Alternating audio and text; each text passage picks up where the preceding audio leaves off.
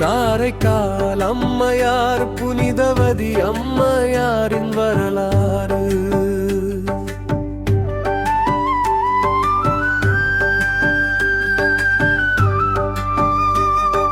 பொன்னி நாடு இப்போது உள்ள காரைக்காலில் பெரிய செல்வந்த மகளாக புனிவதி பிறந்தார். அவருடைய தந்தையார் பெயர் தனதத்தர். இப்படி நான் ஒரு மேனியுமாக பொழுது வண்ணமாக வளர்ந்து சிவ அடியார்களை கண்டால் உபசரித்து அவர்களுக்கு தேவையானவற்றை கொடுத்தும் அமுது செய்ய வைக்க கூடிய அளவிலே இருந்தும் சிவாலயங்களிலே பூஜை பொருட்களை தந்தும் தம்முடைய இளம் பருவத்தினை அழகான சிவடியார் வாழ்க்கை வாழ்ந்து கொண்டிருக்கிறார்.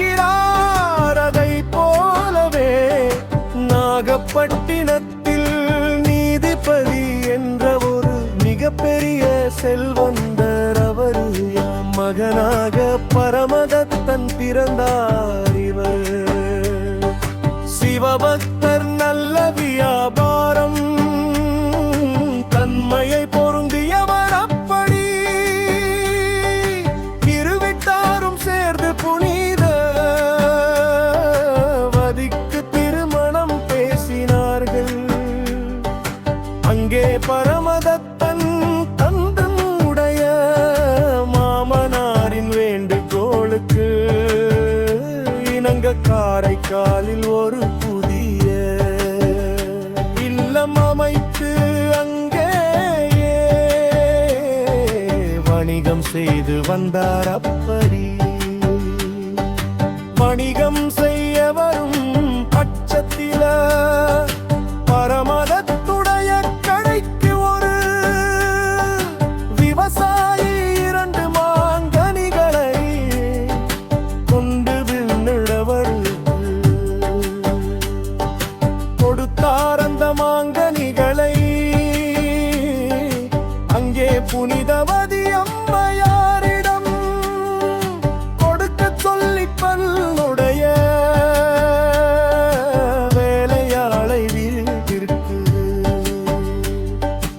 அனுப்பினார். அப்படி வீட்டுக்கு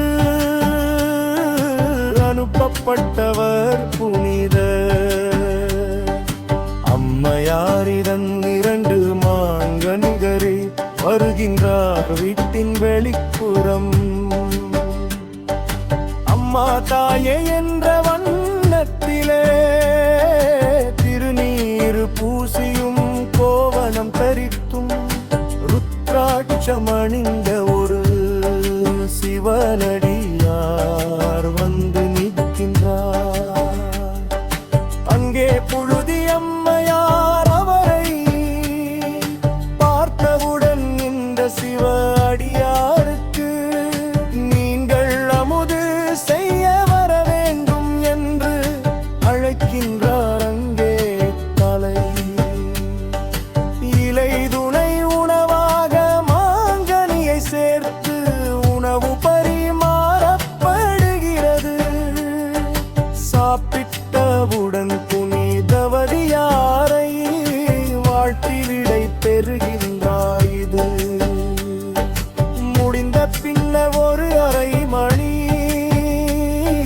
நேரம் கழித்து அங்கே பரமதத்தன் வருகிறார். வீட்டிற்கு வந்தவுடன் கை கால் முகம் கழுவி வந்து உணவு உண்ண அமர்கிறார். அதற்கு ஏற்ற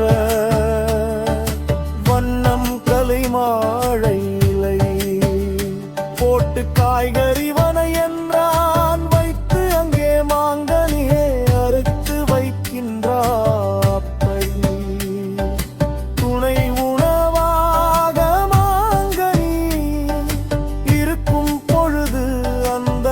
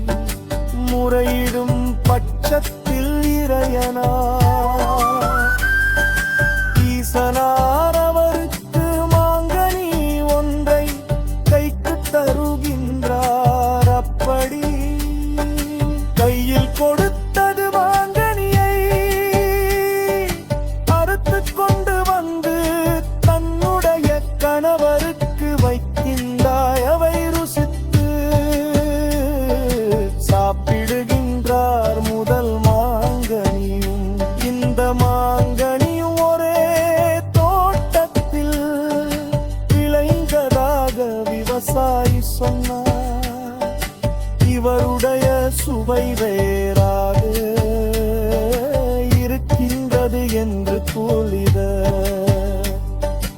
அம்போடு புனிதவதி அம்மையார் ஒரு சிவனடியார் வந்தார் அமருக்கு அந்த மாங்கனியை சிவனடியாருக்கு கொடுத்தேன் என்று சொன்னார் அவர் அப்படினா இந்த மாங்கனி எப்படி வந்தது